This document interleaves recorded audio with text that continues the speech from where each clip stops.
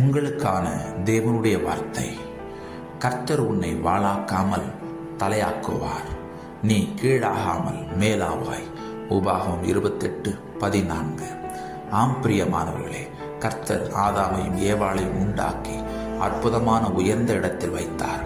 அவர்கள் கர்த்தருக்கு செவிகொடாமல் பாவம் செய்த போது கீழே தள்ளப்பட்டு எல்லாவற்றையும் இழந்து போனார்கள்.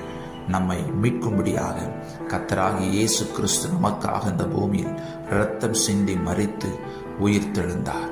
இன்றைக்கு அவரை விசுவாசிக்கிற ஒவ்வொருவரும் கீழான நிலைமையிலிருந்து, பாவத்திலிருந்து, சாபத்திலிருந்து, தரித்திரத்திலிருந்து அவர் தூக்கி எடுக்க வல்லவராயிருக்கிறார். மறுபடியும் நம்மை உயர்ந்த இடத்தில் கொண்டு போக அவர் போதுமானவராயிருக்கிறார். அவரை விசுவாசிப்போம், கீழ்ப்படிவோம். ஆமென், ஆமென்.